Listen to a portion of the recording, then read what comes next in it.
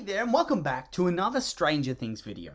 And recently, we saw the release of the second volume of the fourth season of Stranger Things. And for the most part, I think it was received very well.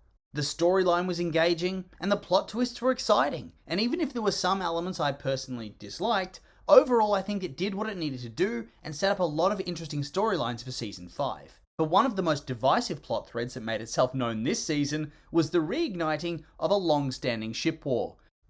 Jancy versus Stancy. Oh god, I hate portmanteau names. But here we are. In season 4, we came onto the scene with Jancy in trouble. They were separated by distance, with both of them having different ideas about their future. Nancy assumed they'd attend college together, whilst Jonathan's decided he's going to go to a community college on the West Coast so he can remain close to his family, whom he believes need him more.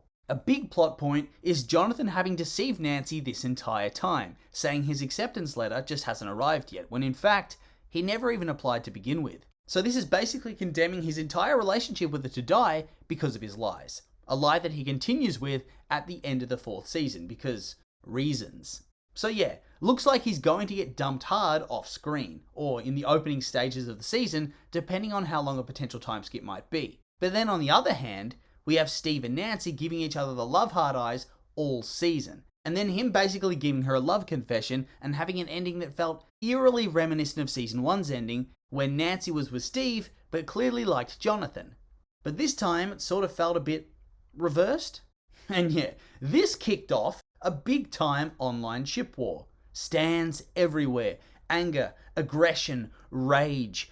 Long-winded posts about how their ship is the one that's going to sail the seas while the other will sink. Posts talking about how Steve slut-shamed Nancy or pressured her into sex in season 1, calling him a borderline rapist. And then other posts calling Jonathan a creeper and a peeping Tom when he takes those photos. Personal attacks, compilation videos. All of the crazy shit that comes out of people getting really heavily invested in the arcs and relationships of the various different characters. And before we go any further, since I can already feel people chomping at the bit to rage at me, telling me about how I'm not understanding the nuance of each ship, or how I'm a fanboy of either Steve or Jonathan. And I'll just say this, I do not care.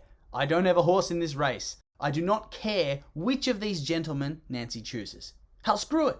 Have her give them both the flick and ride off into the sunset to find some handsome college Chad. I couldn't care less. What I'm more annoyed by is that here we are, coming into the final season, and yet for some reason we're getting a potential love triangle storyline coming back into play? Man, it's like they're just hitting rewind on all their arcs to take them back to a place that honestly, I have no interest in. Like, why? Why? There is an apocalyptic threat taking center stage as a major storyline.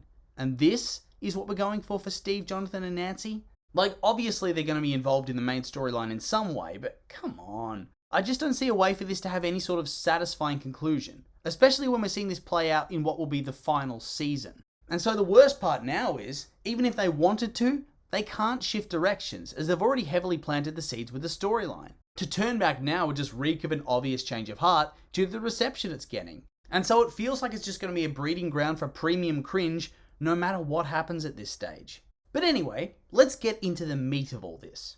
And we'll start off with the Steve/Nancy storyline. When we first see them in season 1, they've recently started seeing each other, making out, planning to have a date, having sex for the first time, normal teenage things. He's a bit of a douchebag, and honestly, on rewatch, so is she. And that's normal. They're walking 80s archetype characters at this point in the story.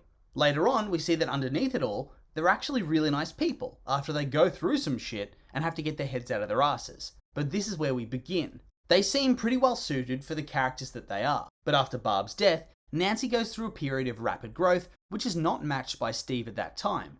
And so, by virtue of shared circumstance, her character gravitates towards Jonathan, who, is also going through some shit in season 1. Missing brother, thinks his mum's going crazy, briefly thought his brother was dead, his estranged father's making trouble, getting bullied at school. And so, because of all this, it sets Jonathan and Steve on a collision course, which results in a massive blow-up fight, which in turn acts as a bit of a wake-up call for Steve, and starts his own journey of personal growth. I know the show tries to frame it as Nancy giving him that wake-up call, but I honestly think it was Jonathan in season 1. But regardless, it happens, and it's clear that at the end of season 1, Steve and Nancy are not going to last, and that her and Jonathan are soon going to be a thing. And of course, that's exactly what happens by season 2. After a time skip of almost a year, Jancy almost immediately dumps Steve and sleeps with Jonathan and kickstarts their relationship. And this keeps going throughout season 3 as her and Jonathan keep doing their Jancy things. I'll be honest, for me, their story never felt like much of a focus after season 2, but regardless, I'm sure in season 3 they did do some things. I just can't remember them. But since we'd gotten so far through their storyline, it seemed like it was going to be definitely set in stone. Until we hit a snag in season 4, and now it seems like they might be doing the reverse. But what prompted this shift? Why are we seeing this storyline kick off now? Maybe in response to the insane popularity Steve's acquired over the last few seasons.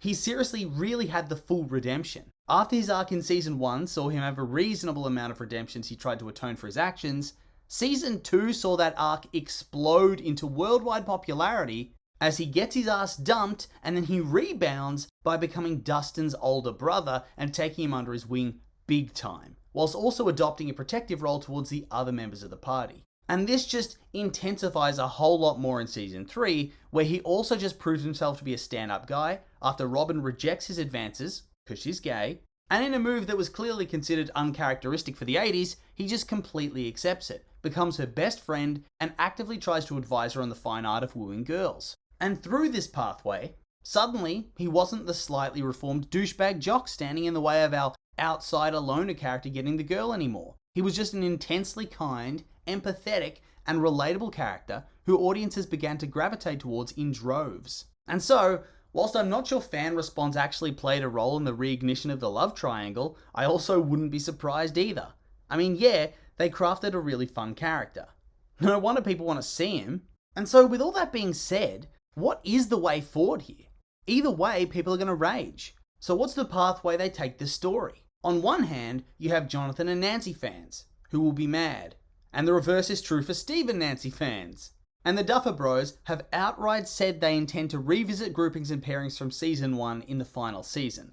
So they're definitely on that collision course. So what do? And honestly, I don't know. But if it was me, I would take the path that will annoy the least amount of people. And for me, I honestly think that means Jonathan and Jancy. And before anyone rages at me, hear me out. Maybe my thoughts would be different if we were seeing this storyline play out in season 3. And then we'd be coming into season 4, unsure as to who she's going to choose, and have season 5 to really just double down on that choice. We still have season 4 and 5 to tell the story. But here and now as it stands, we have one season to wrap this up, and I just don't think that's enough time to kickstart a new story direction on top of all the other stuff they have to deal with. I just feel like it makes more sense in terms of pacing for the writers to just try to salvage Jancy rather than reignite Stancy. God, I hate those names. Once again, it just works a lot better in terms of pacing and allows Jancy and Jonathan, whose arcs have been intertwined from almost the get-go, to have way more satisfying storylines, as opposed to Steve, who's had a much more varied story that connects with various different characters a lot more. Realistically, it was a massive missed opportunity to not introduce a new love interest for Steve, even just as a minor character that he always talks about and makes the party cringe with his love-struck discussion. But as it stands now, I'm wondering if they just kill him off to save themselves the bother of trying to figure out where his character goes from here. But who knows? After all, these are just my opinions, and now I'd like to hear yours. What is your ship of choice here? Do you agree with my analysis, or maybe not? I'm curious for your thoughts, so make sure to like, comment, and subscribe, and let me know.